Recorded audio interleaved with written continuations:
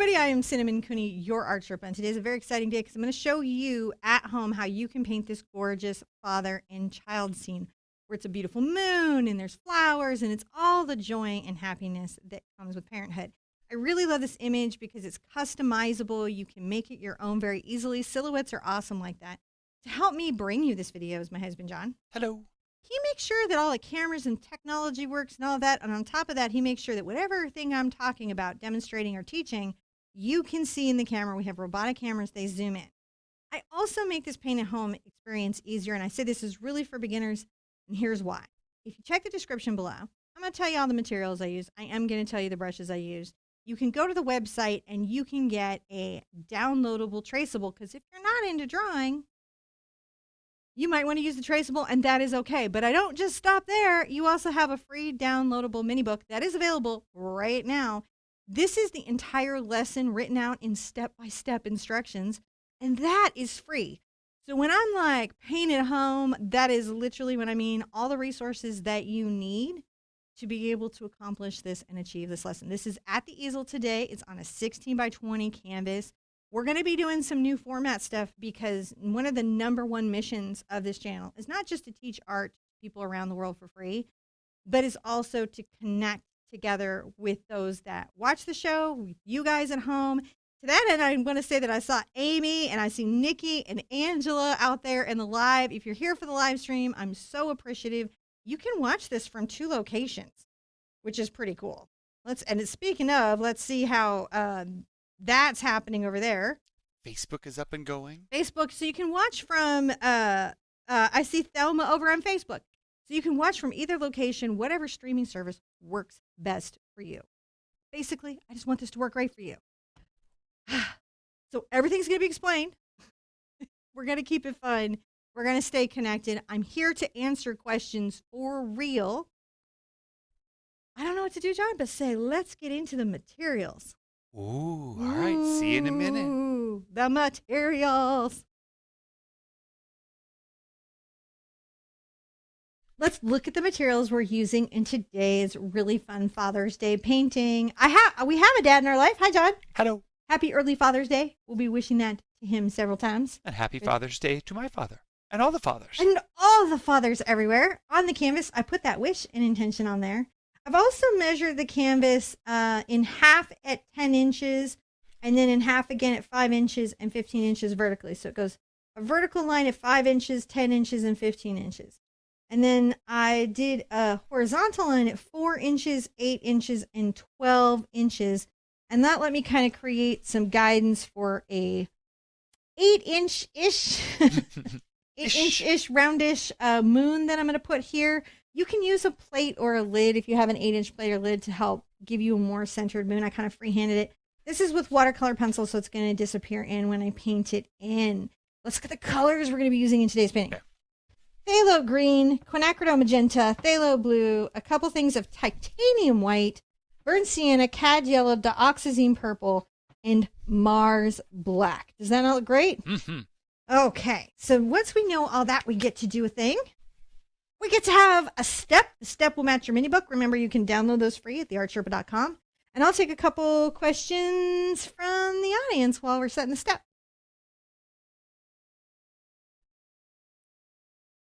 So now you know that you're going to be using those materials. I want to shout out Alan, who I saw saying he's super excited about painting this. Alan has been painting with us a really long time.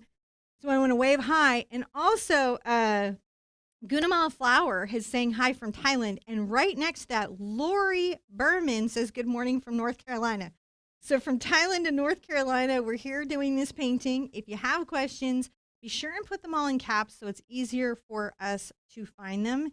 If you need any of those resources mentioned or an extra review over that, go to the website, download the free mini book. It's there, digital. You can do all of that. Are you guys ready to do the first step? Step 1. I think we got to move me off step 1.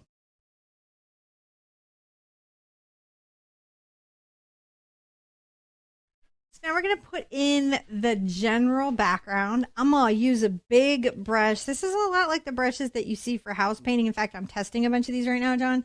Don't have any recommendations yet, but I certainly did hit the Ace Hardware store and buy all the things. So I'll let you know. This particular one is a 2-inch. I'm going to come here. I'm going to get mildly damp, very little damp, sort of damp, right? And I'm going to load up a bunch of white into my brush and some blue. We're going to start coming around our moon in a circle, just going around. You just use any big brush you have. I'm using this nice big brush because, well, it paints a lot of surface very quickly, doesn't it? Those nice wishes and intentions. The grid will come back. I'll put it back in with a chalk when we go to paint in the Father and Son. Now, as I go out, I'm going to add a little water to my brush. I'll tap off the extra, and I'm going to get a lot more phthalo blue into this and kind of darken this as we go because we want to get this into a deeper sky, right? Mm-hmm. So this is pretty messy right now, but not. This is ready. Layer 1. You see this kind of going here? Oh, yeah. I'm going to turn this a little bit left. Okay. Let's come in here. See that get in. So I just want you guys to realize that this is loosey-goosey at this stage. And that's because the blues tend to be kind of transparent, as do even the purples, like when they mix the blues. So getting a layer in is pretty good. I'm going to go right again. Okay. Let's get some more white on the brush. And let's make sure that we got a little moon glow going while the paint's still wet. So if you want the paint to blend into itself, I'm going to slow down a bit now because I got to be thinking. I'm going to just blend that around. Notice I'm making nice big curvy circles. Yes. Right? And I'll have to assess my circle here in the center in a minute. But remember, you can always come back, over this with your white paints. You have a couple chances to do the circle. And sometimes I will paint inside my parameters just a little bit so I have a little extra give. A little room for the forgiveness. Right? The art forgiveness. I'm taking white, I'm brushing it around, wet into wet. And you can see that's creating just a little bit of a halo. Pressure is light on my brush. Now I'll brush that out over here. And when I get a nice painted finish that I'm happy with, I'm going to dry it. Let's take this around here and see how we're doing. I will dry it and then come back with another layer to get some deepy, spacey kind of purple. All right? Yeah. So while we're doing the dry, in step 2, I got that one right. Let's see how we do this.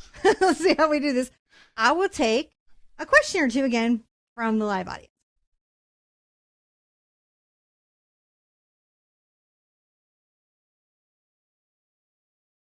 Doing the steps? There it is. Okay. Doo-doo. Hey! So we're definitely doing some technical stuff. I want to shout out Sylvia Medina over on Facebook, who's saying hi from the Woodlands, Texas, because that's kind of our old stomping grounds. So howdy, hi, how are you? Hope you're feeling really good today. There was a really great question that came up from Susie Oyston, and I think it's one you guys might be asking yourselves at home about resizing this image. I think we could do this on a smaller canvas. Would it be easier or a lot harder? I think, honestly, if you're just printing out the traceable to use it, just easier because you'd only need one sheet and you wouldn't have to use the poster feature.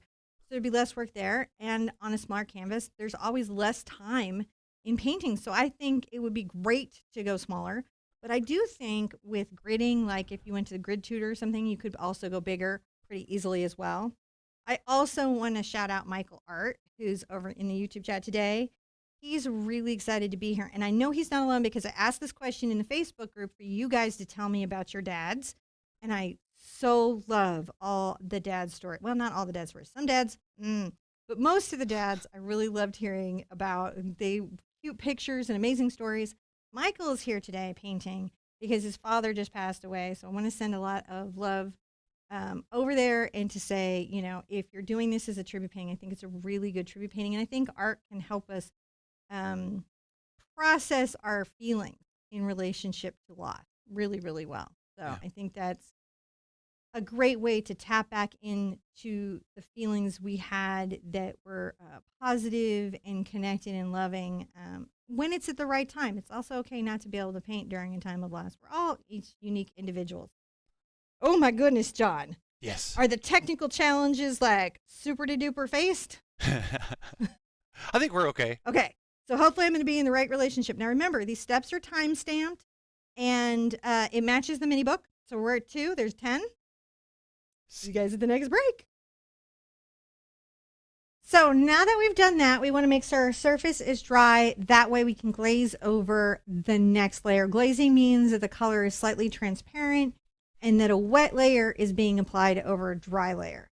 If you don't have the bottom dry, it can be a problem because that can lift up and then you won't get the nice effect. So that's the thing to be really attentive to for this step. That your first layer is dry. You ready to paint it in? I'm ready. All right, let's get the brush. Same brush, and we're going to come in and we're going to kind of, the brush has been rinsed out. It's a little damp.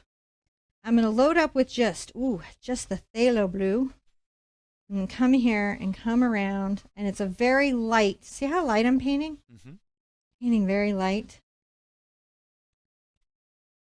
Around my moon, circular brush strokes around the moon. And then even as I come up and I kind of glaze dry brush, right?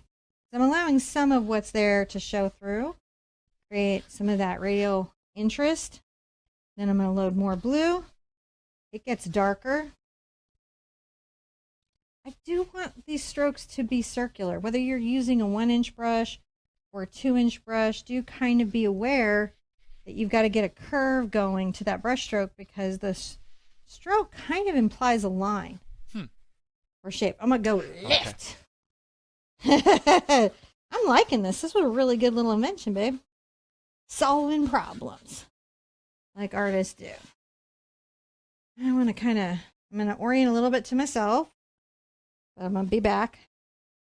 You are able to get your good angles on that? Mm-hmm.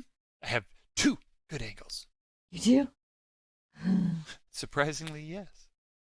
I might come in here and still play with the radials. I'll take the corner of my brush because I don't want to get so much white on here that I mess up my whole palette. And I'm going to brush a little bit around that moon that's just a glowing. Ooh. I'm not pressing hard in with my brush, if you guys can see. It's not a hard press in, it's a light pressure.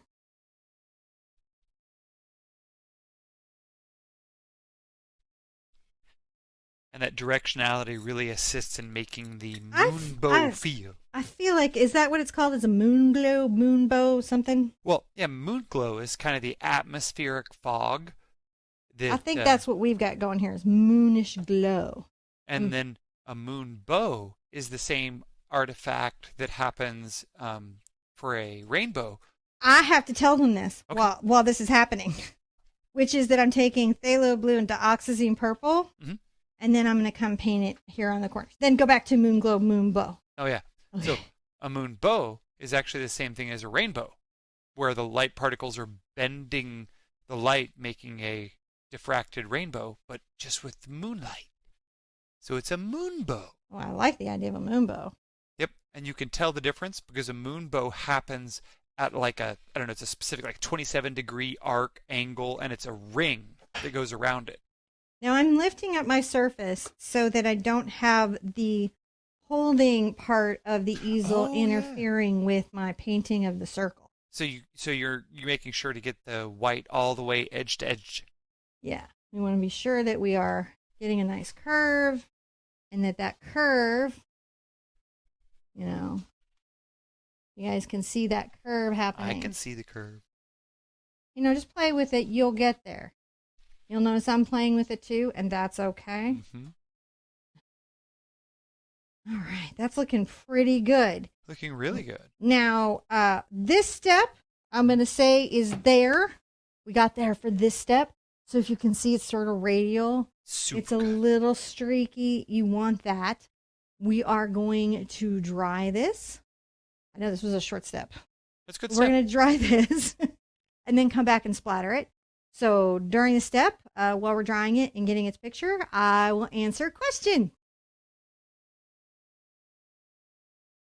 So we really got that color around there. And remember to watch for those little easel lips on there. I saw a really cool question from Linda Hall and Nikki Martin. It was like kind of the exact same question. The people in their life they're painting, the husband is bald with a beard, different silhouette there. And Nikki is changing the gender of the baby. So I want to give you guys a tip for this if you weren't aware. So these are silhouettes, which means they're kind of contour line paintings. We're just really seeing the outside shape of the figure, and that really tells us about it. If you don't have a model where you can be like, could you pose like this and hold our child like this so I can create a traceable of the two of you, you can go on free image websites like Pixabay and find, you can literally be like silhouette of man with beard and actually find silhouettes to help you figure out how to paint that. You can even find different silhouettes to change everything you want to about the scene. And that is one of the things I love about silhouettes is because you guys at home can make this painting your own. And I think that that's really important to do. To that end, Deborah Dillingham over on Facebook just asked me a question that kind of exploded in my brain, John. She's like, what's your favorite painting to do? Ooh. Man, that used to be such a small question for me. And since I think we've been on YouTube for like 7 years, yeah. And you guys have fundamentally changed me as an artist. I'm sure I've changed many of you. You guys tell me that, but just so you know, you've changed me. And I've been actually reflecting on that lately. So this is such a good question. I've noticed that I really love to paint these girls from behind. John calls them Sherpa girls. Mm-hmm. Now, it used to be all horses. That's I love to do these like narratives about horses and the hero story and the hero myth with horses. But I was like looking at my collection recently, recurating, and I'm like, man, I paint this story a lot. What is going on with that? I think it started off as the walkaway girls. The walkaway girls, the Sherpa walkaway girls. But it's a theme that keeps coming up. And I don't do that because you guys put me in that position to do that, though you do seem to like to paint them with me. I do that because I think there's something inside me right now that I am working through in this journey. So that's a new answer, which I've never shared with you before. I think that is a pretty crazy question. Are you guys ready to do like the next part? Indeed. Remember, that description has a link to the website where there's a mini book with all these instructions written out free for you to download, and also the materials and information traceable and all the extra resources. So this step, I'm going to show you how to splatter stars, John's least favorite technique, because it always gets on his equipment in the camera. Now, if you are in a granite kitchen, it's really beautiful. You may want to look at some of my alternate methods of getting star splatter, or just make a cleanup area like where there's newspaper and stuff, because it can go past your canvas. It is a lot of fun. It is super easy. And I have a video on all the ways you can do it. You don't have the stuff that I'm using today. I'm also going to use a lid to fix my circle. So let's start with that. All right. This is an 8-inch lid that goes to one of my favorite. This goes to my Instapot. So I'm going to take advantage of my Instapot lid, and I'm going to use it and a chalk tool. This is a Dritz chalk tool. Okay. And I'm going to just trace around, pressing this in so that I can get a decent moon-like circle. Because my circles are a little bit whoop. See, and even that was a little bit whoop. I gotta re-whoop it. Circles are hard. Circles are hard. There's a bunch of ways to do this. This is just my way. I have so many lids and things around that are all about getting the circle. You would be surprised. But that's my 8-inch circle put back basically in the same location that I had it before. If yours moves right or left, it's not going to be that big of a deal. Now let's splatter. All right. Okay. The first thing that we want for splatter is a splattering tool. Now I made a brush that looks like a toothbrush, but it is a brush for splattering. And you can use that if you have it. You could also use a stiff brush. Any of the stiff brushes that you can find out there. If it's too stiff for your teeth, it's probably just right for this. I have put out, ooh, look, I got brown paint on me. I put out titanium white fluid paint. I like it because it splatters easier and I don't have to thin it with water. When you thin paint with water, it's when you get the kind of glompy glomps where it stops being little splatters like this. That's super splatters. Right? Where it stops looking like stars and it starts looking like strings. And you want stars, not strings. So that's why I don't use the water when I'm doing this. And I use the fluid paint.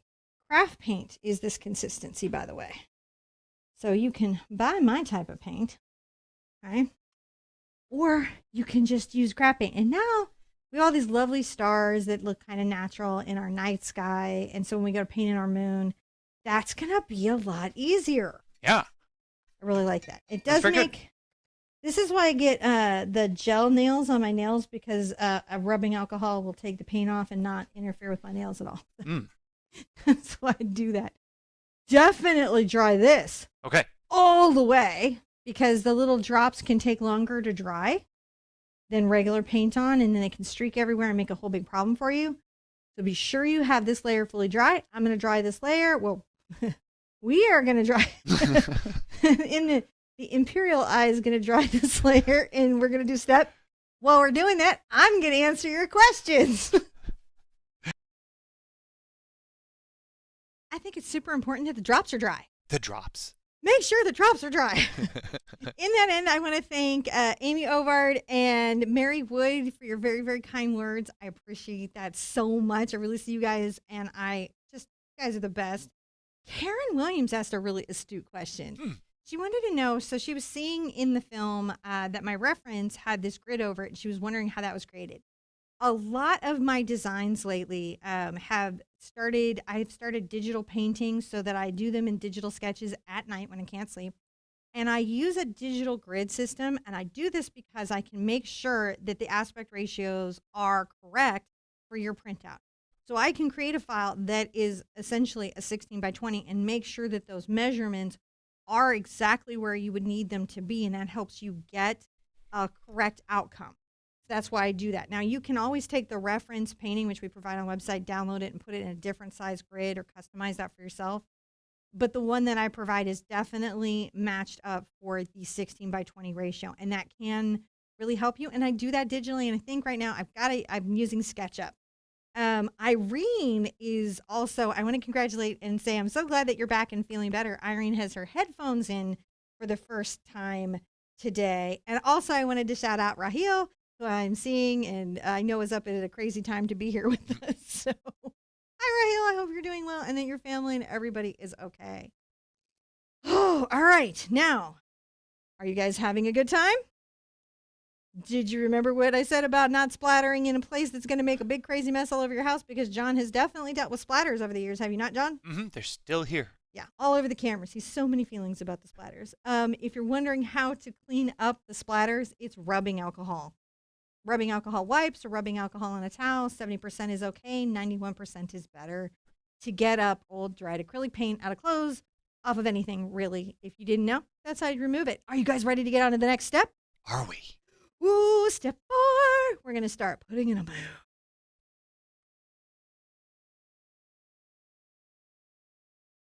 So now we're going to paint in the moon. It's going to be pretty loose, and we don't want to get too wrapped up in it because we're going to put the baby that's being held up in the moonlight. Mm-hmm. The baby could be anybody's baby. I really tried to make this a very a baby that you could customize. Customize your baby. So that, it reflects the family that you have in your life. Customize your baby as much as you want. It's a nice, simple baby structure. It's a couple activity. It's a couple activity. It is a couple activity. We all know that. All right, painting in the moon now, John. I'm going to take a big, chunky, round brush. This is a hog bristle brush right here, and I'm going to just paint this whole moon in with a basic yellow-gray color. To get that, I'm going to take my cad yellow and a little bit of my burnt sienna and some of my Mars black. Isn't that kind of interesting? Mm-hmm. I'll get my white involved. And this will be sort of my yellowish, brownish, grayish moon. And we'll just paint this all in. You want something big enough so that you can paint it in fairly easily. This moon is not made of cheese, but John will point out that it is not. I'm going to do like a moon tip of how to paint an accurate moon. Just so that as a couple, you guys see that going in there? Mm-hmm. All right. So we're doing this one here, right? Left step. Sometimes I look over your left shoulder. Sometimes I look over your right shoulder. It just depends on the brush stroke sometimes, because it depends on what I can see. That's the cool thing about being back here. You get to pick it. I get to pick it, whichever one I think looks best. Whatever they can see best. I just really want you guys to see it best. This is kind of a yellow-gray color, right? It should be like parchment. Mm-hmm. Is really kind of what I'm going for. Pretty neutral. And you can see it's not about being all tight and pretty. Mm-mm. I just want to get this area sort of painted in at first. If you get the color mix too dark or too light, don't stress on it. I'm going to come over here, stepping left. You guys really see that get in.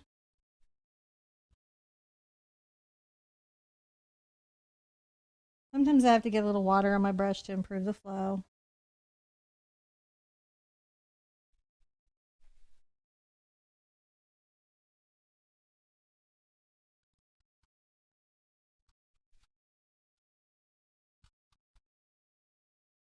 Now really this first layer has to be in before you can do anything else. I'm going to stand in front for just a second. That is just so that I can orient in my circle, or I'll have a very oval moon. That's okay. We can see perfectly clear. All right, perfect. I even come over here and give you guys a more straight on view. See, the brush is just, I'm using the brush. You don't have to have the most perfect edge at this layer. I think that's a big thing in art. You can do this. It's about knowing what you don't have to be perfect about. Now, while it's still a little bit wet, I'm going to load up a lot more white. I'm going to come up to the top. Kind of like add a little more white here. Sort of Yeah, just giving it a little roundness. A little bit. Spherical. Also some depth and layers, but really, much like everything else, you kind of got to get this basic in. Yeah. You want to get this basic kind of shape in, let it dry, and then we come back and with dry brushing and a couple of techniques real fast, put in a really cool looking moon. It's got craters and shapes and stuff like that, which we really, really like. That would be cool. Not that we haven't had enough steps already. I like the steps. But let's look at this. So I threw you. But let's look at this. You want to try to get this sort of color. It's a little bit of burnt sienna, a little bit of cad yellow, some black and white. It gives you kind of that parchment, like parchment paper yellow, I guess is the color. Mm-hmm. I would call it. To try to get there, it doesn't have to be perfect. You don't have to be perfect. Remember that. We'll call this a step. Hopefully there'll be another question now that I can answer. Or I'll just shout somebody out. And when we come back, we will add craters. So that was really crazy. Do you guys have trouble getting that parchment yellow? Like outside of using yellow ochre? Because I wonder if I need to do another video about that. What color do you guys find is the hardest for you to mix? Like, I'm kind of curious. You know, if you want to tell me, that would be really cool. Like, if there's a color you're having a really hard time mixing, let me know in the comments. Don't forget to like the video and subscribe, I guess, if you think this is cool. It's green for me. I always get army green when I want nature green, and I get nature green when I want army green. I don't know what it is. Adriana Griselle says that she's here having coffee with me, too. And was it Kira? Or it was... You went back and grabbed her name, and I was dropping to Kira Sparks. Okay, so you asked about Twinkle Stars, and this one, there isn't Twinkle Stars, but I shared a video link with you to my most awesome mermaid I ever did, and in it, I feel like I have my best Twinkle Stars in it. So if you just go to the little Twinkle Star section, I feel like that's the best explanation of it, but I've got to, you know what, I need to do a little mini video of like, this is how you twinkle your stars 5 different ways. A mini video. Little right Sherpa. now, I kind of want to get into these videos where... I want to get into the video where we do these impossible color mixes and put those into context, because I've been on TikTok lately, and it's like, I mix these impossible colors and get a primary, and I'm like, well, kind of, but no, you didn't. Anyway, so I want to do some fun videos with that coming up. My brain is just going all the time. Kim says brown and green. And Angela Kirkland says, could you paint this technique with soft body paints? I really dislike heavy body paints. Absolutely. In fact, I think sometimes the soft body paints are easier to work with. I'm glad that I teach heavy body because they're such a versatile product and you can thin them and you can thicken them and you can do stuff. But I feel like a lot of times for the beginner experience, the soft body paints, or in a way, the student paints can be easier to use. You know, we're counterintuitive things. There's so many things in art. I'm going to lean over so you can see the cool dad. So many things in art that are a little counterintuitive to us, right?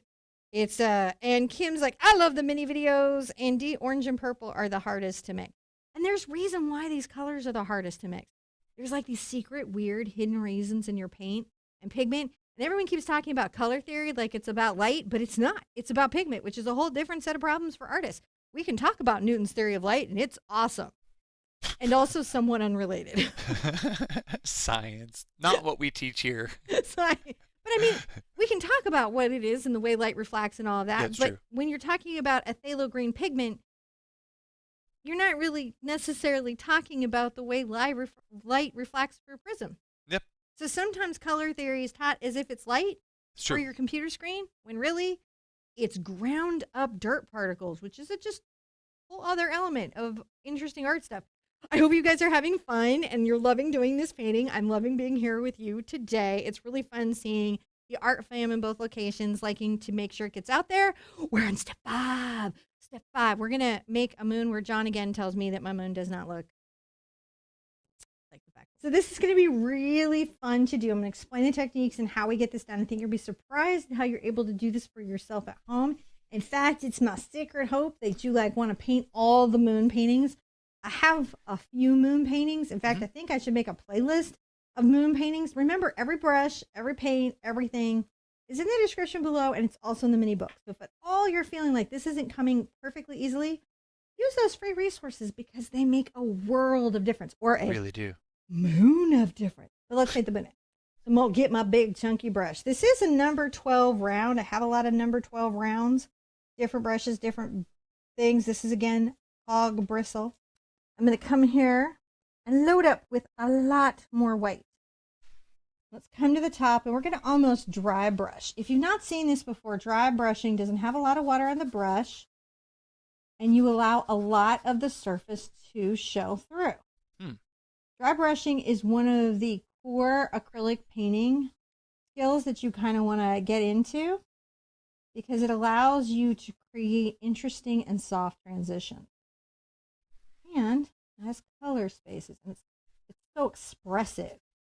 So I'm wiggling the brush, you can see. The wiggle is from the mid of the belly of the brush to the toe. I'm not reloading, so the paint load gets lighter, and then as I go, it kind of creates this cool surface, doesn't it? Mm-hmm. Now through here, the craters can be a little bit darker. I won't worry about that too much. If I have to load back up, I will.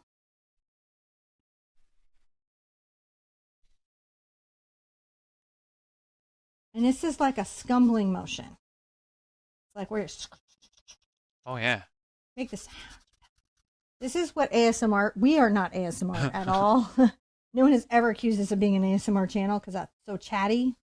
But this is an ASMR sound. If you're into that in your own studio, turn me off and listen to your brush. This is a teaching class. This is a teaching class. But if you love those kinds of sounds, this would be a moment where it would be okay to pause me and just listen to your brush for a minute. You can pause live videos during the live and after they're processed and on the channel for the replay. So that's something sometimes people don't know, that you can pause a live video. And like good, it looks really moon-like, doesn't it? It really does. A little more white on here. And I definitely want to kind of bring some more white a couple of places. Also put a little bit right here. It's not pure white though. That would be not look right.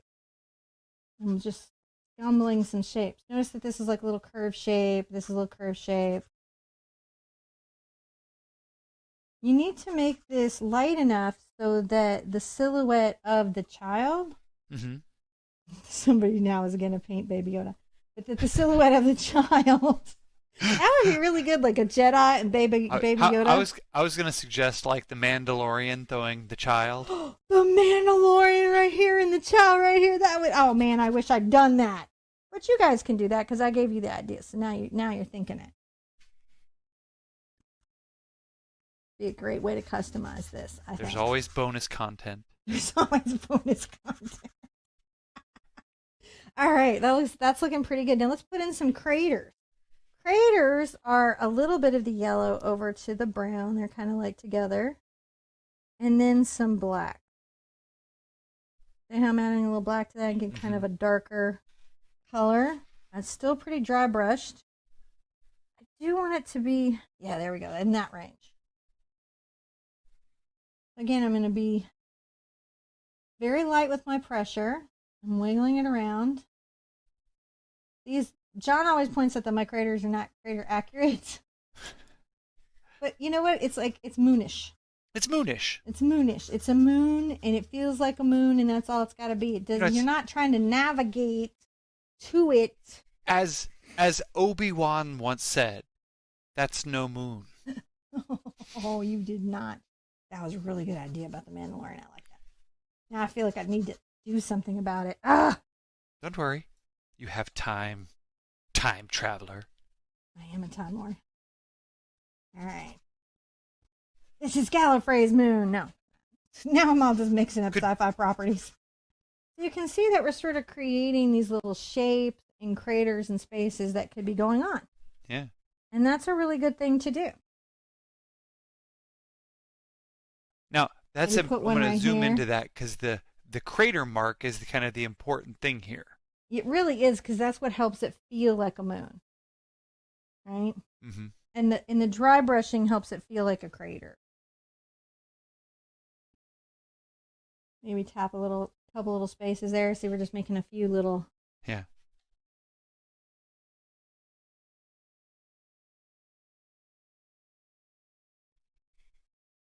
You can always get, some here, some there. And when that's in, I can even come back with like a little bit of white.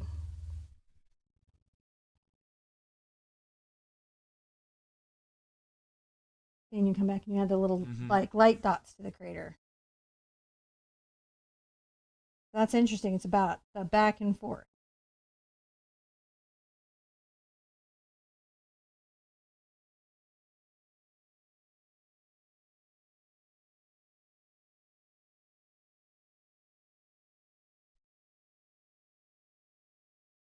And really, just for this kind of painting, because so much of the baby is going to be covering this, it's just about creating that effect or sense of a moon, which you can see when you pull out is really there.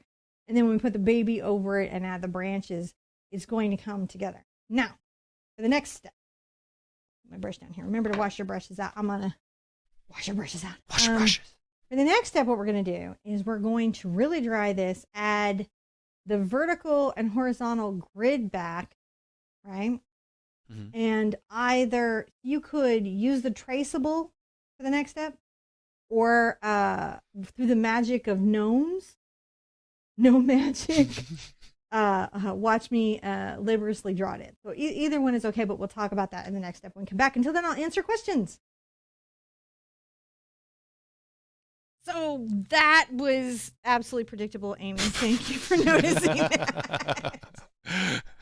Well, if you know us, then you know us really well. Jody Lawrence had a really good question over on Facebook, which is, what is the difference between the phthalo colors? Because you'll notice this if you get out of student paints, that there's phthalo green blue shade, phthalo green yellow shade, phthalo blue red shade, phthalo blue green shade. What? And what that basically is that there's an underbias to those pigments, not ones that they add in. It's not a hue, it's not a mix, it's true pigment. The phthalo blue red shade tends to mix out, I think it's brighter and more vibrant than ultramarine, but it tends to mix out like an ultramarine blue. And the phthalo blue green shade tends to run like a turquoise. Phthalo blue yellow shade tends to run more like a hooker's green. You know, that's my favorite green to say for all the crocheters out there. And then phthalo green blue shade tends to be more of a teal. And that's why there's a difference labeling, because paint companies can make those variances in the pigments, and it can change your outcome in your color mixes. So that's why they do that. But you don't see that at all in student paints. In student paints, it's almost all phthalo blues are, if they're going to be a shade, they're going to be green shade, or they're not going to have a shade bias. And the green is also going to bias blue or have no bias at all. That's why you don't see that differential on students. I saw a really good question. Carol Moore is like, what if you blob too much? Which is kind of a subjective word, but I'm going to guess here, which is wipe your brush off on a towel, dry anything that's bothering you too much, and then you can dry brush over it or repaint it out to change it. And IME110, how are you doing, IME? Doing today? Asks, what was your round brush, number 12, or did you dip it in water before using? So on this one, I try to tell you guys when I'm dipping. Sometimes I will miss that. Generally, I like to run my brushes barely damp, especially if they're hog, because a hog, like your human hair, swells and holds a lot of water. So they're fantastic for their scruffy, scrubby nature, and a total pain in that they want to hold all the water in the world. I'm always working my towels, and sometimes off camera because there's nowhere to put them really on camera, where I'm working the towels and really trying to scrub out the moisture. If I do dip, it's like I like kiss a little water at it. I give it a little kiss of water. Sir. Yes. Is that no moon? It's a moon. A moon. There's some. Oh. So at this stage, you have a moon, you have some stars, you've grabbed your mini book, hopefully, and all your other free resources, but you've got those things. And now we're going to add that simplified grid back, and I use that so I can draw in. If you're using the traceable that you're downloading and transferring on, go ahead, watch the video we have on how to use a traceable and do that at this stage. If you want to grid it and draw it in, definitely watch how I do this here, but we're going to use a little gnome magic so you don't have to sit through me being super awkward like the whole time. You guys ready? Gnome magic.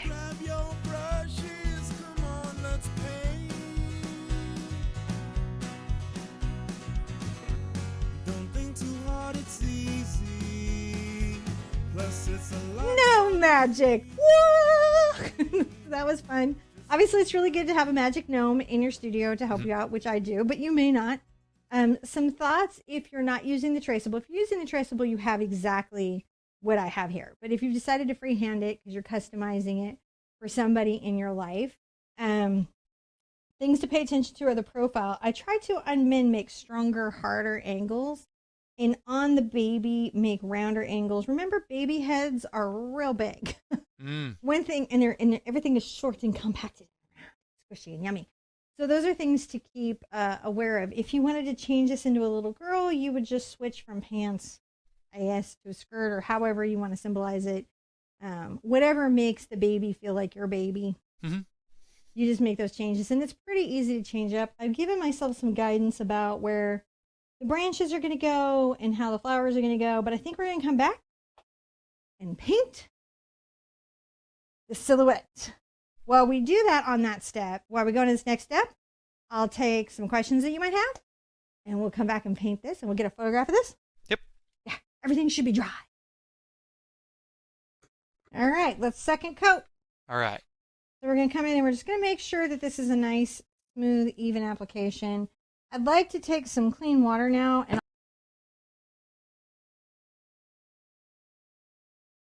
ho ho ho!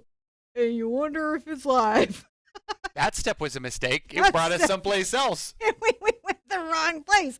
Don't worry, we're going to get this absolutely fixed. And I have a step ready.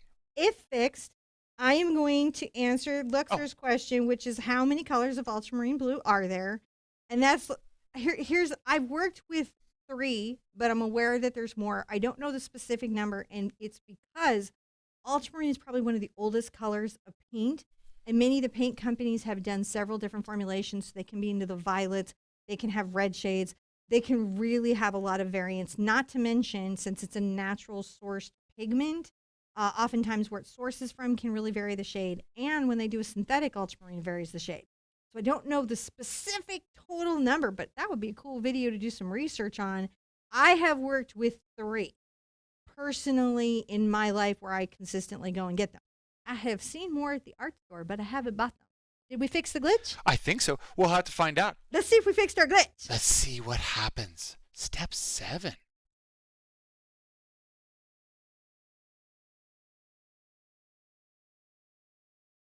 Take a deep breath. Let it out. It's really easy when you're painting and you're new to painting to get to holding your breath on. It is. You don't hold your breath when I'm painting. But you at home, if Sometimes you're I really do. new, Sometimes I do. I'm like, you might be holding your breath. And it's important not to. You got to breathe. And you got to breathe out. And you got to breathe. And you got to breathe out. All right. So we're going to paint in all of the silhouette black. That's what makes it a silhouette. It says black. This is a very simplistic silhouette. It doesn't have any values or shadows or lighting. It's just a black silhouette, which is one of my favorite things to do. I am going to get my cat's tongue. This is a number 8 cat's tongue. It is a pointed filbert. You don't have to have this brush at all. I like it for painting big areas like this, and then I'll come back with a round to do little details like the hair. But the big stuff I'll paint with this big brush, if that makes sense. Mm-hmm. I'll let it do the heavy lifting, and then I'll come back with the number 4 and let it do the detail work.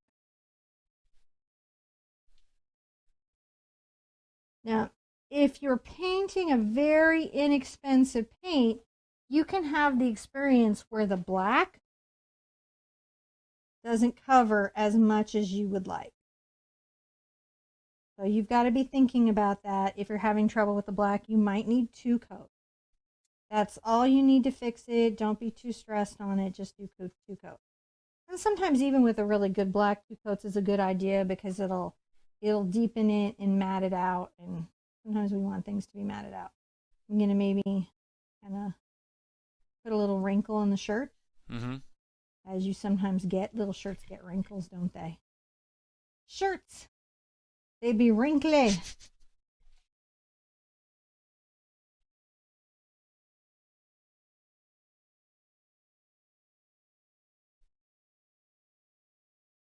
little wrinkling to that shirt here too. Again, you know, the dad is reaching up, doing that dad thing dads like to do. John used to like to do this with the kids too. Hold them up. Mm-hmm. They like it. Yeah, they do. It's very stressful for me. I think when I was a very new mom, the throw the baby in the air thing just made me crazy. That wasn't much of a thrower, but he was definitely a holder up. He would hold a baby up.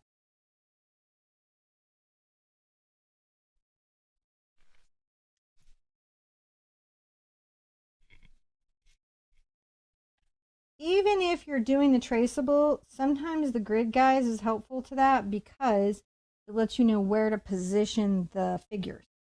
Oh, yeah. And that can be hard when you're new to painting to know where you would do that.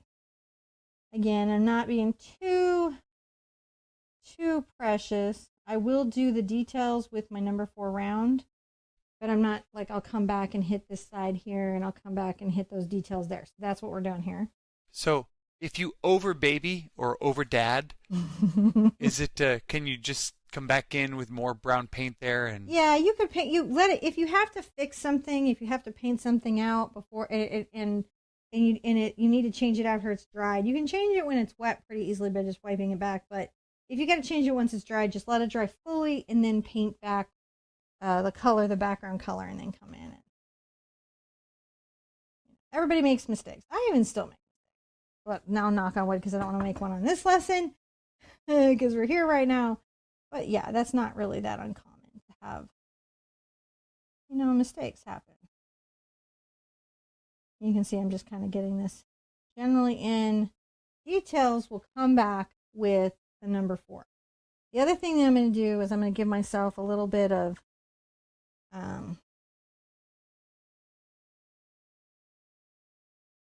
of a little branch. I'm here with my black. I've got a lot of flowers on here. I don't need that many branches. I like to make little sharp turns. Cherry branches tend to be twisty and little rough creatures. Little gnarly bits. I'm pulling that in. I'll come back again with my number 4 round of the cherry stuff and make those that wood kind of pretty. But there's no point until we know what is showing from behind the flower. You don't want to put a bunch of beautiful wood and have it be hidden by all the flowers. So I kind of give myself a sense of branches, and then I'll come back and hit flowers, and then I'll wood it up. I'm going to come here, and let me just kind of move this for John here. Come down from the side. It's nice to have a little branch coming down. Now you can remove the chalk, right, with just a little wet paint, but everything needs a little damp brush, but everything needs to be dry when you do. And that's why it's important that it's dry and cool when you put it on. If you try to put your chalk on when your painting is slightly damp or hot, the chalk can get kind of stuck in the acrylic. And then you have to paint it away. I think I'll have a little bit of a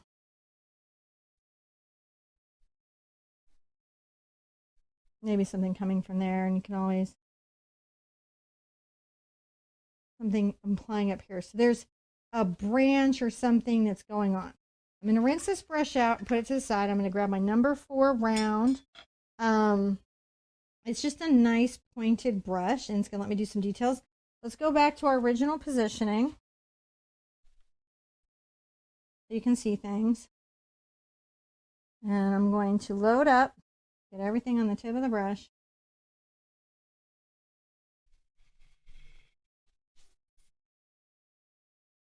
I think I didn't wash this brush out correctly. I'm going to grab a different one. If you don't wash your brush out, it won't give you a nice point. Ha ha ha! Feel that one. Sometimes I don't get them as washed out as I would want. It's okay. I just go back. Studio gnomes. Studio gnomes don't do a good job. Actually, they do. It's me.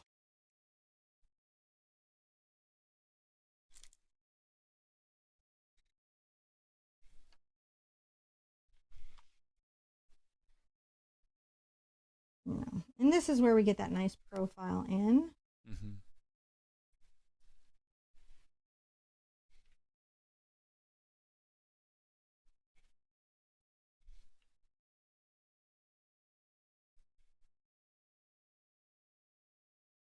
Chin. Mm-hmm. Just keeping things angular. There we go. Nice angular. Wrong positioning there. So you get a nice silhouette. Mm-hmm. You can get a picture of the father in your life from the side and use it to create a traceable for the silhouette. Those are pretty easy to make. Pretty darn easy. And that can customize both the child and the parent quite a lot. And we're doing this for Father's Day. So we have a man here, but you could customize this painting for just anybody in your life that has a new baby in their lives. You know. It's funny how sometimes the father figure in your life is not always the father person you would have expected. Well, that's very true. You know, family is the group of people that show up and that love you and you love back. Mm-hmm. You know, not just people you share genetic code with. Lots of families, ways to express family. So, whatever brought you into this painting, I want you to know I support you in your art journey. Whether it be the connection between a Mandalorian and his charge. I'm going to step in here a little bit and move this up just so I have a better position here. Now on the baby's little friend, I want to really come around and sort of round this out. Really play along the... Look, I just got branch on my arm. Got to be careful. That's why you got to have the dryer. Yeah, I should have dried it. Handy. I didn't dry it. It's okay.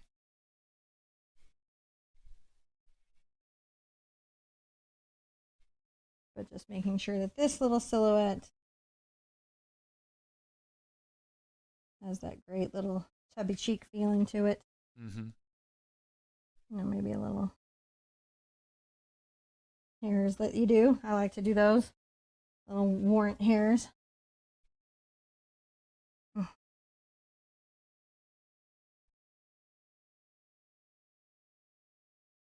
Here we go, a little eyelash.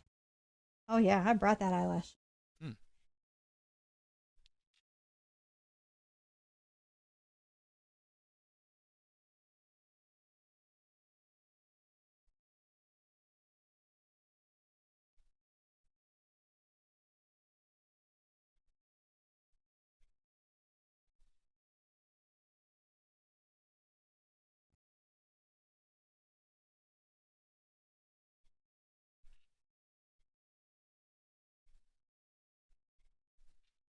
Kind of exaggerate that there. Let's get those cute little feet in.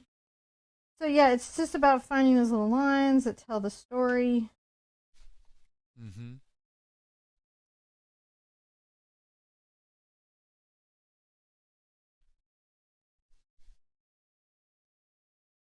Around that a bit. Little roundy cutie. Those proportions are so interesting how they tell the age. They really do, don't they? It's important to step back and take a look at your silhouette. Yeah. You know, and get a sense of, you know, if you're happy with where you put everything.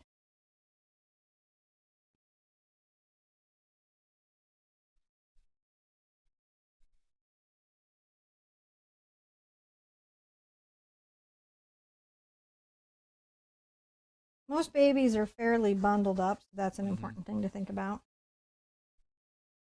I might. There you go. Exaggerate this, but hopefully not push it back too far, you know? Mm-hmm. It's a little dance. It's better to do little increments. Right. And then when I have all this on, I'm going to dry it and second coat it, okay? Okay. So let's dry this real fast and second coat it. All right, let's second coat. All right. So we're going to come in and we're just going to make sure that this is a nice, smooth, even application. I'd like to take some clean water now and also show you that you can remove your other chalk. So let's and come here and go, oh yeah, that chalk really just comes off. That's just a clean brush there you're using? That's just a clean, damp brush to remove the Dritz Taylor tool. That'll remove those. That's just a color chalk for sewing. It's highly removable. Huh? I'm watching them just disappear. Yeah, we're going to just have that disappear. And it's a good time to clean it up. The things that'll mess you up with this is if you try to use your chalk or sketching tools in your acrylic paint when it's still wet or when it's warm. You can see watercolor comes right off. These things do come right off.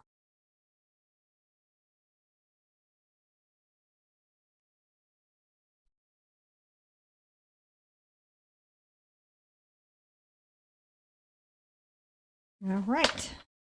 Ready? Mm-hmm. Let's second coat this. I'm going to thin some black paint.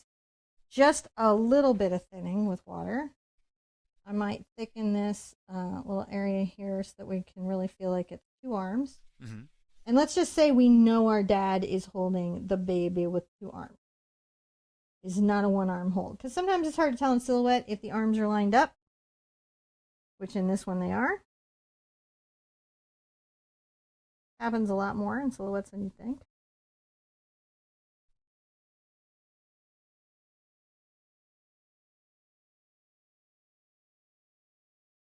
Now these paints will both dry the same shininess, so they won't really show from each other. It just creates a depth so that our black looks deeply black.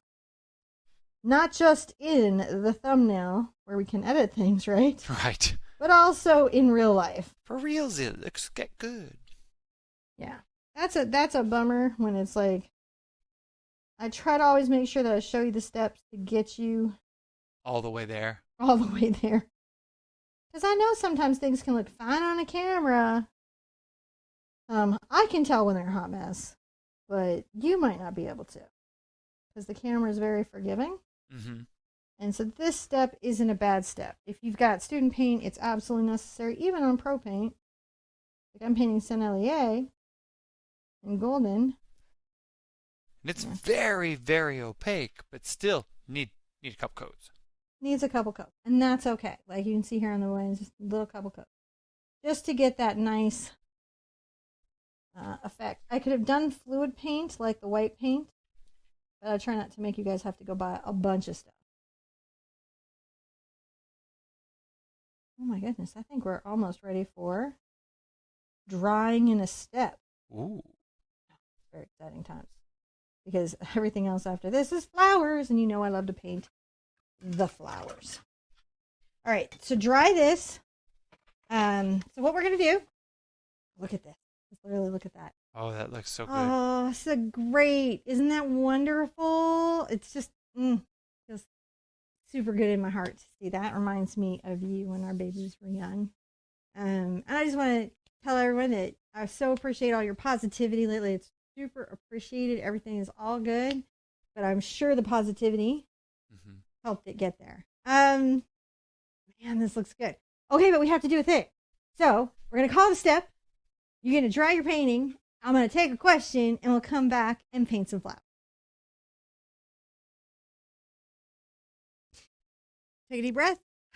Let it out. If you are going through the silhouette portion of the painting, this is probably tension-wise the tense part of the painting because it's black paint and it's on your canvas. So it's the time to be easiest and most forgiving and chill with yourself. Many of you guys have been asking questions about how do I paint this silhouette or how do I paint this silhouette. Let me know definitely in the comments. Tell me what silhouettes you would love to have seen. But for sure right now what I've noticed from the live stream is beards. Beards and bald seem to be popular, and girl. So I'm going to do a couple traceables after the show today and upload to the website so that you guys don't have to work that out yourselves. At least get you a beard in there. And girl, if there's something else that gets a lot of requests, I will probably add that too. So definitely, you got to tell me though in the comments, not even just in the chat, but in the comments after the show so they're permanent. They stay forever. I also want to say to Gail that you are absolutely welcome on the paint. I do think that all paint is real paint. We just have to think of paint as not good or bad, but as having qualities. And budget is definitely part of a paint's quality. But if you understand your paint, you can paint anything. I say all the time, people paint with coffee, right? So you can do a great painting with any paint that you have. You just have to understand your paint, its limitations, the things that it's great at, and the things that it struggles with. And never, ever feel bad about it. Craft paint is real paint. It is. It's real paint. Even if it comes in a bottle, it's real paint. Jasmine Kelly, I super want to talk to you. Jasmine is, waiting to see if she can paint again.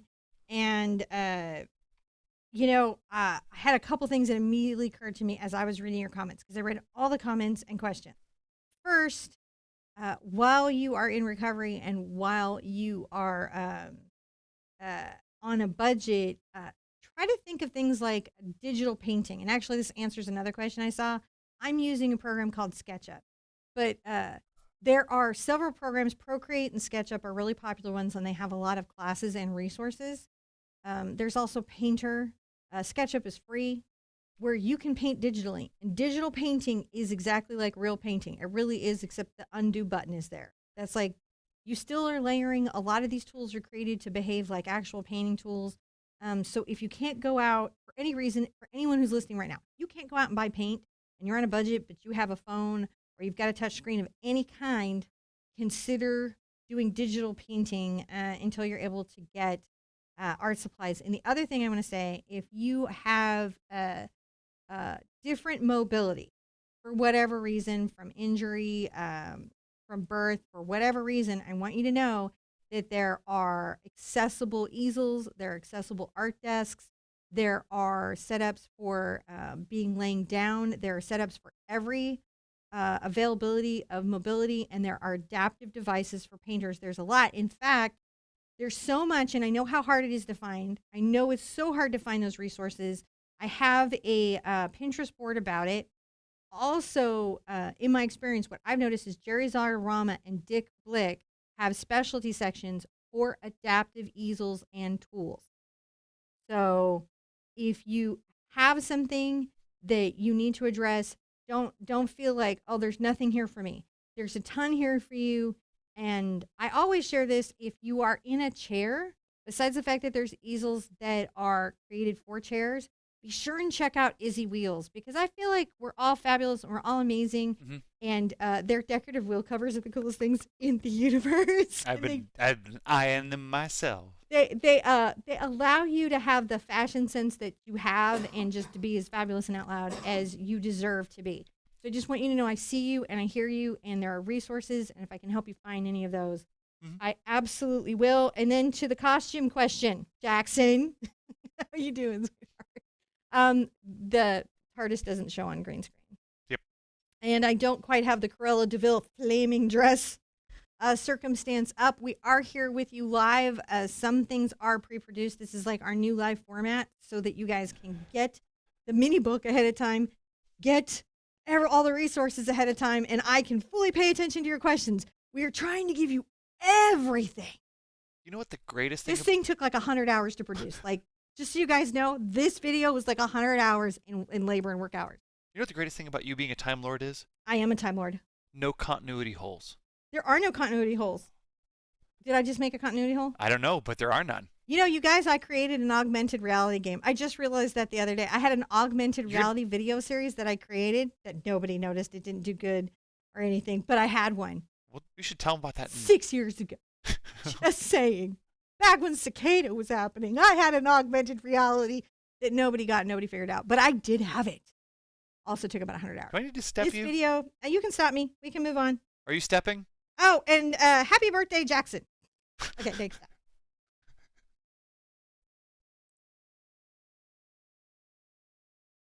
Wow, we've gotten so far. Mm-hmm. All right, this is going really well.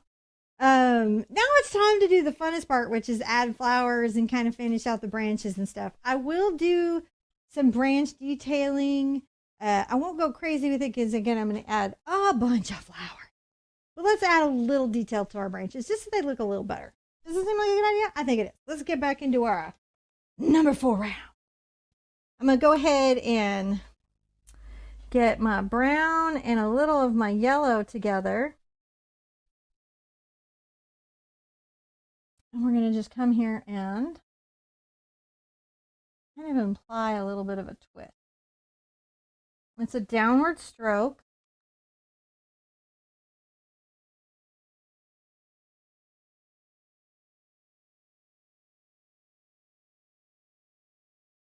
You know, you can just come along and here I might bring it like this. I follow a long branch and I can always come back and refine it with black, which we'll do here. We're just talking about the twist of the wood. I'm going to say that the light's going to hit this branch right here. This is kind of just a little bit of lighting from the moonlight. On the top of the branch, like we're going to put it on this side here and this side here.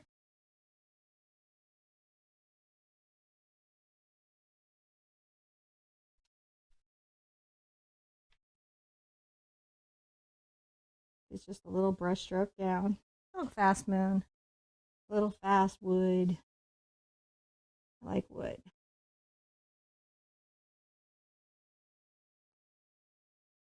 Beautiful wood can make a big difference. Again, this is just a little tight round brush.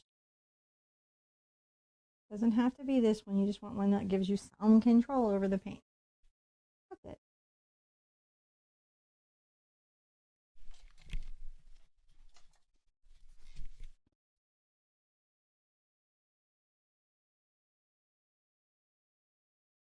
That's looking pretty good.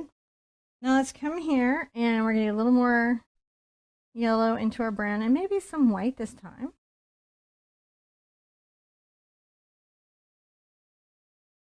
If you have yellow ochre, you could just use that with a little bit of white, but we're mixing. And we're going to come back over here again. Pop just a bit of a highlight.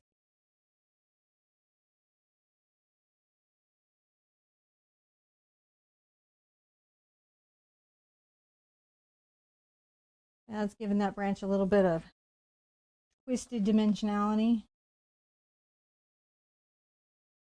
When we come back with the counterbalance black, top.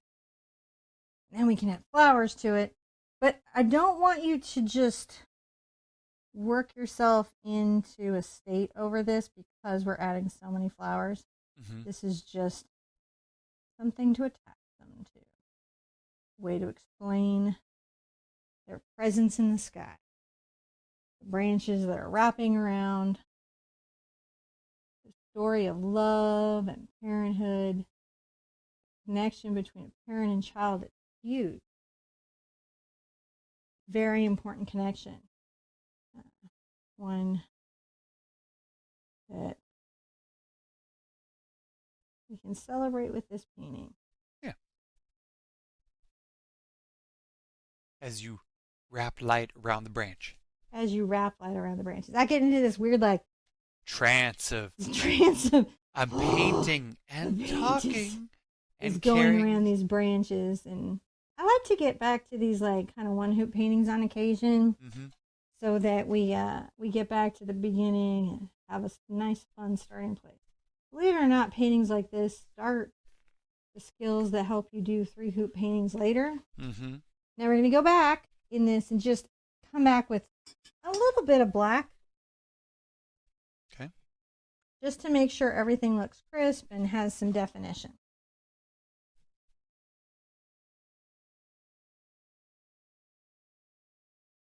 I can kind of make these little rough little twists, and it just exaggerates the twistiness. Mm-hmm. That's all we're doing, is just making sure. Oh, yeah, it really does that contrast on the back edge. Yeah.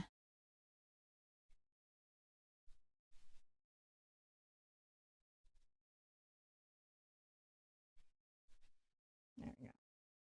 And again, flowers are going to be everywhere, so Not too critical that you get it perfect. not too critical. You just want to have it be there. There we go. Just a little bit of pop, pop, pop. Yeah.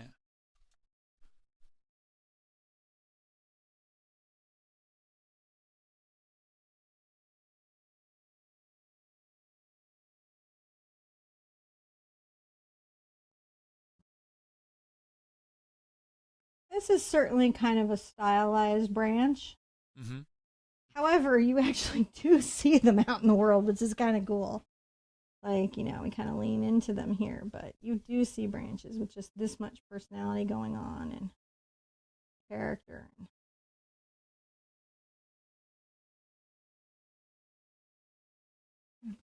Oh, that's a lovely light. So the light just is really hitting these. When we put the flowers on them, they'll really glow and show.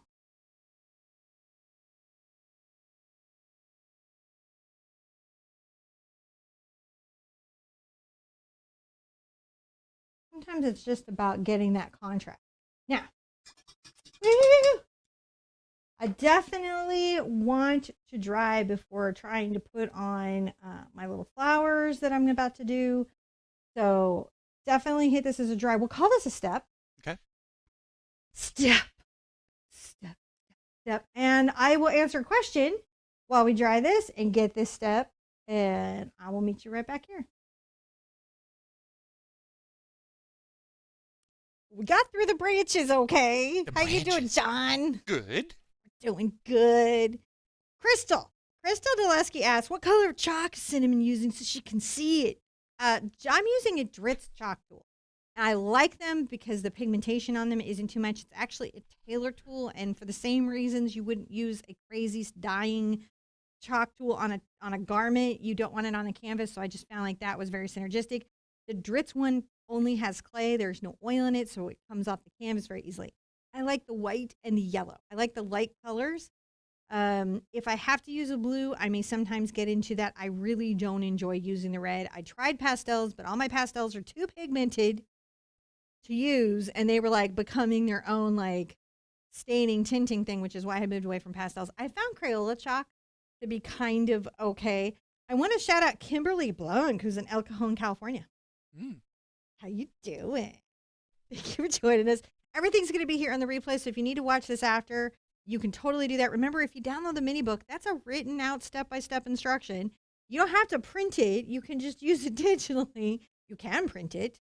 I hear there's some people that are printing them and putting them all together in binder. That's cool. I would like to see those. Post those Remember, on we social. have two versions of these. The one we spend like we get ready where we get everything written out like crazy people, and then the beautiful one that is all graphical for later. So just telling you that for your book, and we are going to try to release these as collections, as books that you can purchase, but they're not out yet. Nope. You're just going to have to accept the free one. Speaking of, I really want to thank you guys. The super chat that came up, thank you so much. Where did that go? Deborah Evans, thank you for super chat. I really appreciate that. That really helps support the show and everything. When you guys do stars, when you guys do super chats, when you guys join patrons of YouTube or Emoji Club, when you become a patron on the website, Oh, man. it all helps us. Guess what? The patronage is super easy. Whatever patronage you join, it's just one patronage. theartsherpa.com/patron. Yeah. And if you join over here on YouTube, just come email us over there and we'll give you all the things over there. We give you all the things. Right? If you need to pick a different budget than what you have on YouTube, go pick it over there. Whatever budget you're at is the budget. That's fine. That's cool with us. You're helping us out. All one patron. All one. We are all one. That is the new And thing. all the dollars help us keep the electricities on, which is what we need to do. So thank you. I saw Kimberly asked if I have done a puffin painting. A puffin? Puffin? Yes, I have actually. That's John's favorite bird. So I did a puffin. And it was real cute. I need to do another puffin. I like painting puffins. Everyone, after this video, you should watch the Zafrank. Got the puffin with the puffin. Zafrank? Yeah. Yeah. I don't want to get... The puffin video, it is not child appropriate. Exactly. I don't know. It depends on your family. I don't want to tell you how to do your family. You should watch it first as the adult. The puffin And maybe not where your boss is. I'm not ready. You're not ready? Where your boss is. I had a couple other questions. You okay? I wanted to tell Ken A, you have no problem. You are purchasing the exact right amount of art supplies. It's the perfect amount of art supplies. And the program I'm using right now is SketchUp. The other one to think about using is Procreate. Those two have the most online resources for education that I have noticed. Okay. Now, you may exit me from my space. Just flowers now. It's all fun. It's just flowers. Guess what? What? We get to do flowers. Woohoo! Flowers and leaves, the best part of the whole painting. It's like the frosting. Hmm. I'm going to be using a number 8 cat's tongue. All right. So here we are. We have this beautiful space that we're going to put in all of our floral arrangements. Let's start up here so that we can kind of work it out and figure our space out, and then we'll fill down more into focal areas. Now, this is an interesting trick. I'm going to take my number 8 cat's tongue and I'm going to kind of dip it into my Quin Magenta, and then I'm going to come into my fluid white, and I will start here. I'm on the edge of the brush, and I'm going to make 3 kind of curved lines. If I need more paint, I can get it.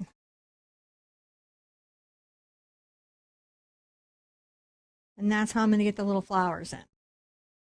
So dip in the pink, a little on the nose there. A little pink on the nose, then into the white. Now let's put these all over the place.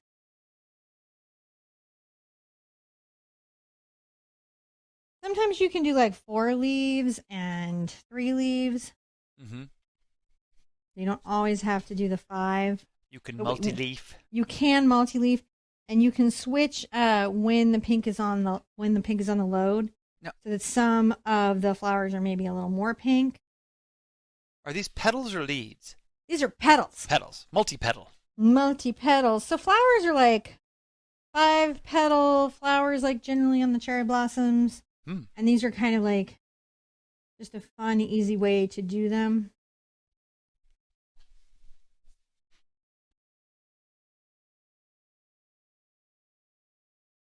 We want to just fill it all up with as many flowers as we can get. And we can always come back and add little leaves and little things tucked in. But I think it's best to get some blossoming going.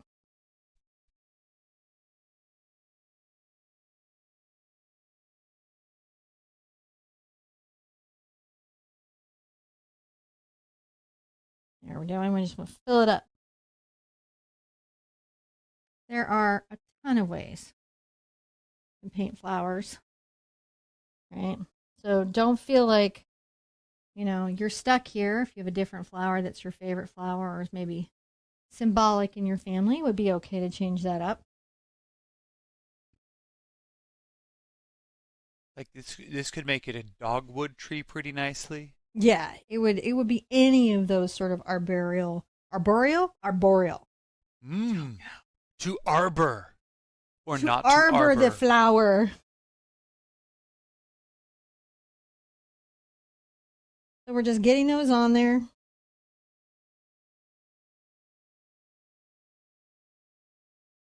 Sometimes you can just put a petal or two. Like that one kind of got messed up, so I might come back and fix Petal over that it. if it gets away from me. And you can see what I mean. You don't want to get so like about your wood that Mm-hmm. you can't um uh paint it. And I'm gonna just put this right here, and that's just so that I can get to the edge of my surface up top.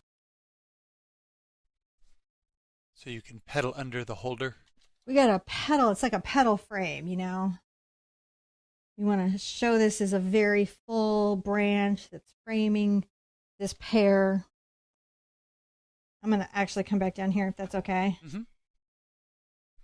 All right, we're doing really good. So Yeah, you it's guys looking really can good. see this go in.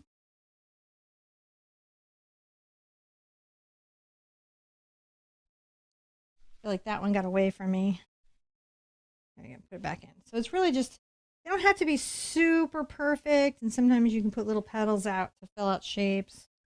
Now, if you super over petal, you can dry it and fix it, right? Sure, I don't know that you can overpetal. I disagree with the belief that overpedaling exists. Because flowers are amazing, right? We love it when they bloom a lot, don't we? Mm-hmm. I feel like I hear a Twix coming. Twix is like, it's time for my cuddles. In my treaties. Yep. She's like, treat. Hello, sweetheart. You're such a good girl. She's like, I'm a good girl. I deserve chickens. We have these new treats that she's just crazy about. So I see her a lot. So I know where they are. Okay. I'm sorry. I gotta pick her up, guys. I'm sorry. But sometimes we need the cuddles when we need the cuddles, don't we? Mm-hmm. You know, cuddles like she doesn't. She's like, I need cuddles when I need my cuddles, and I need them when I need them. That happens. In the middle of petals. If she's not here, she's getting John's sock. But if she gets a little pets, then she'll feel better. And she'll feel like, I've been seen. I've been loved. I believe it's very important to greet your pets. I think they know pets. I think pets know when they've been greeted or not. Mm-hmm.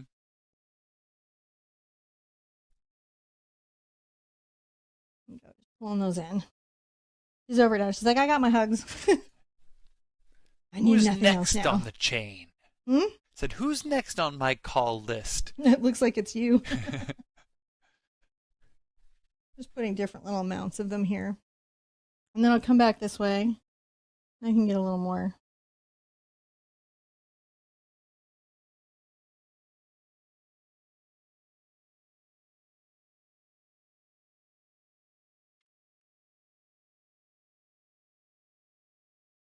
Just getting those little moments in, right?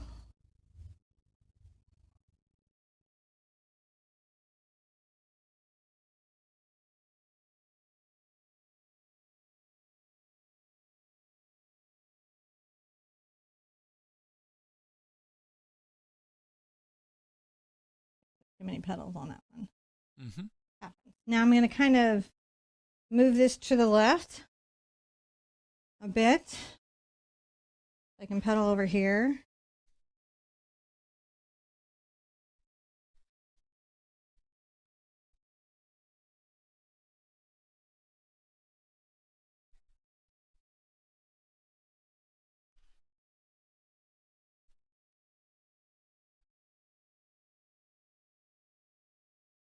Little magenta, little white.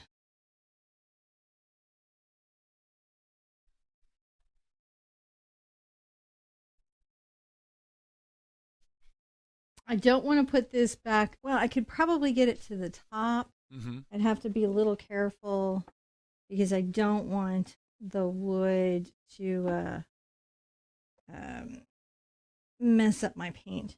Weird, I'm like loosening it, but it doesn't believe me. I could be like here a little bit so it can hold it a little steadier, but I don't want this over the front because it'll damage the paint. That makes sense. If you have a table, easel, or any kind of easel, you might not be aware that that's something to think about.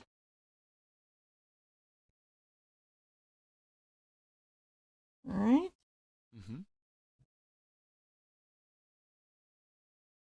And going there.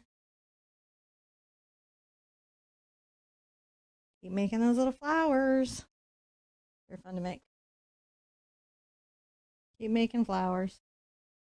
Now, if I need a little more white paint, I can put it out. And remember, guys, you can use craft paint here. You can use craft paint on any of your flowers. Especially if you're doing the kind of little stroke technique.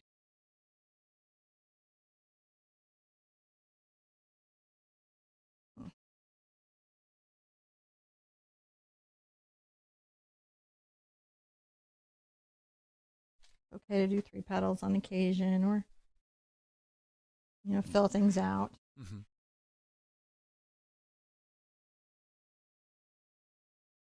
We're just trying to make sure that we've got lots and lots and lots of blooms, and then when we come in and put the little centers in, they will be super cheerful. Oh yeah. Be back up here again for a second. I'm sorry. That's right. Sometimes I'll be painting and I'm like, man, that's like too open of a space. Need to fill the hole. And you got to fill the hole.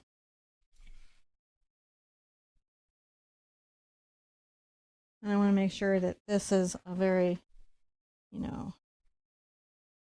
bloomed feeling.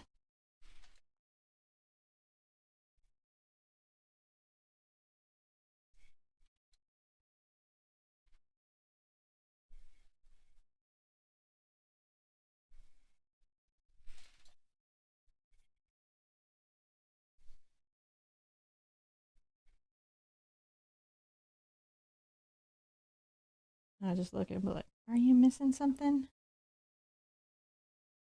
If I feel you need a little pink, I'll get it in there. Mm-hmm. Or a little white. You can layer them over the top of each other. And that's nice because flowers do layer.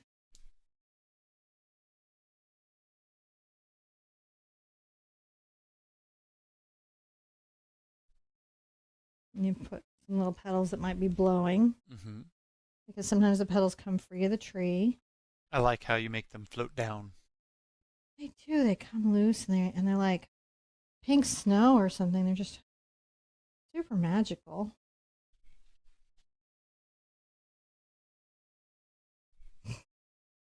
She's got this skip down the stairs she does.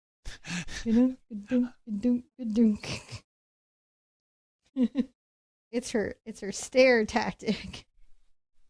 Just trying to make sure that we've got some nice flowers here. We're building these out.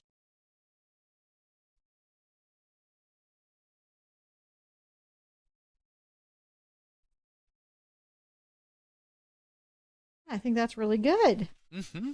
Let's take a look at this. All right. Oh, that's looking so nice. Now, I do think some little bright centers would be lovely on these and worth the time to sort of brighten it all up. So let's dry this and come back and finish these with little bright centers.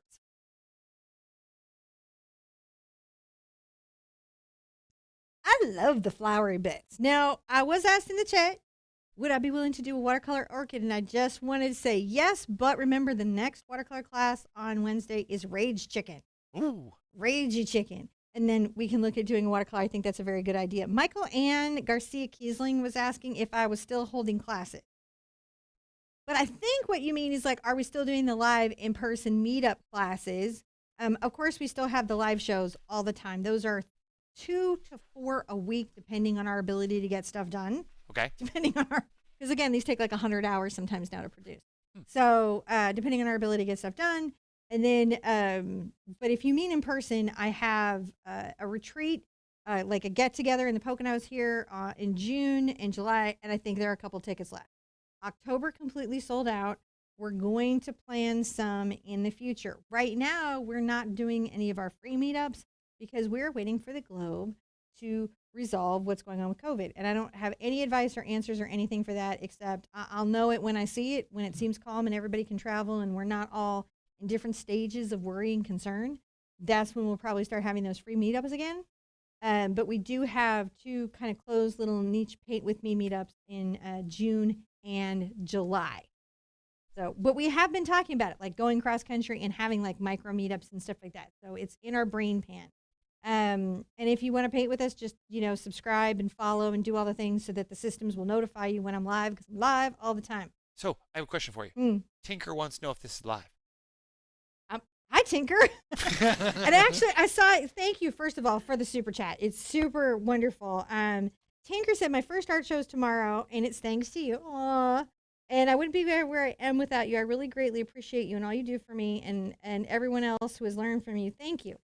Tinker, I would like to give you, as somebody who has been to an art show, my number one thing, if I could go back in time and tell my first self in an art show about it. Art shows are a very emotional, strange journey, right? It is not what we expect in our head. Whatever expectations you have, the art show is never it, even if you've been to a previous art show, because each art show is sort of its own little space and environment. You will have yourself put in unexpected positions that you were like, wow, I didn't even see that coming. So if there's one gift I could have given myself and I would love to give to you, is go into it with no expectation. Try to be a tourist in the show and just be surprised by everything. Take it in. Take it in. Take it in. Enjoy the experience. Bring some awards, exhibits, all that stuff aside. That's really just about a juror and their weird headspace that they're in. It's never about your painting. Stuff people say about your artwork is never about your painting. It's never about you. So just go in like you're a tourist and be like, watch it all go down. Go people watching. If I could take myself back, that's what I would do, because I'm very like about it person, and so I'd be like really serious about it, and then it took me a while to realize like I gotta float through. See, I gotta bring that mental bag, that box of popcorn, so I can just be there, eating the popcorn, watching the show, just in my brain doing this, and then just taking it all in. This is just a show for me to watch. It's not about you. It is not about your painting. It is not about any of the things that you think it's about. However, if your particular exhibit did manage to get a good juror, like the person who's like judging the show, and they decide to share some information with you, I would take that in, as long as you can take it in from a 3,000-foot view. Yes. Because oftentimes there's really good advice. I've heard jurors give artists really good advice, but the artist was too in it to hear it, right? Because it was too personal. But if you can hear it from a 30,000-foot view, sometimes that's the thing you need to hear. Like, this is an abstract show and you should stop painting horses here. Sometimes it's just about hearing it from that 30,000-foot view. And I want to wish you good luck and say I'm so excited for you. I know that's like a thing. I'm so excited for Carrie with the new grandbaby going, and she's doing the painting in the nursery, which I thought was super awesome. Her daughter's having a baby and she's going to do the painting there. I think that's pretty fantastic. Guys, I'm afraid there's not much of this left. It's sort of just the dots. We're on. All right. To dot or not to dot? That is the question. So in the center flowers, you have a couple of options. One is to do a dark center and one is to do a light center.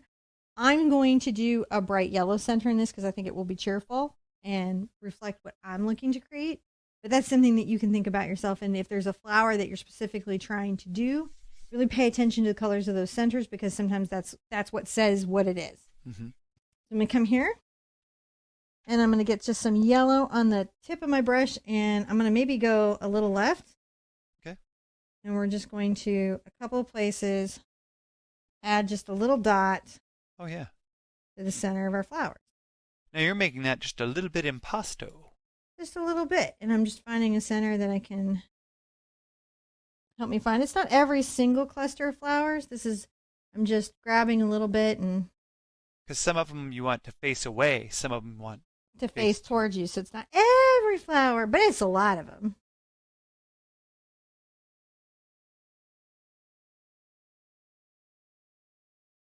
You just kind of look at the positioning of the petals and you think to yourself, would I see the yellow there? And if you would, you kind of add that yellow. And that's just a nice little cheerful element that you can include.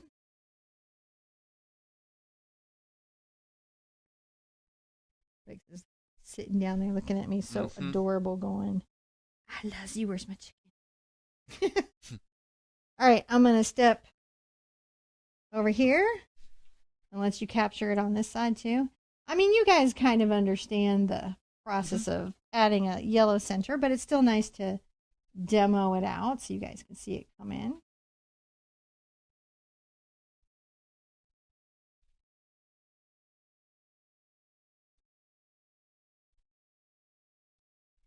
You know, making sure that these have these bright little cheerful insides. Oh my goodness, this is just looking lovely. It really is. Oh my goodness. Now, when you have it where you like it, when you feel like you have enough centers for that to feel like the tree, the flowering tree that you're thinking of creating, it's a good time to think of a signature. I'm going to do my signature in white in the lower corner. The thing I want to say about signatures, though, is the signature is part of the composition. The way you sign it, the color, the line, all of it is part of the painting. So, you know, just be a small amount thoughtful about that. You know, does adding, you know, the date, does that add to the painting? Does doing it in red go with the painting that you created? Just be a little thoughtful. It's just something to groove and think about. Some people don't sign, some people do. It's all good. It's your choice. It's your canvas. I'm going to sign right here with a detail brush. I'll pull it back over here towards the left.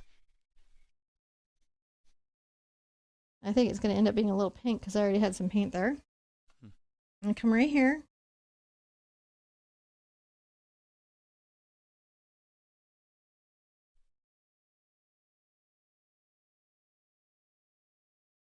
All right. Good. And then let's go back over here and look at it. Oh my gosh. Did this not come out beautiful? It really did. So, however you're painting this to celebrate, I hope that this painting gave you a lot of joy. You were able to customize it to reflect your life in the best way possible. I hope it is an excellent celebration of parenthood and dads. Dads are so important. I love you. I love you. You've been a great dad to my children. Well, thank you. And I also love my dad, who's just a great dad. Weird dad, but a great dad every day of the year. That was lovely.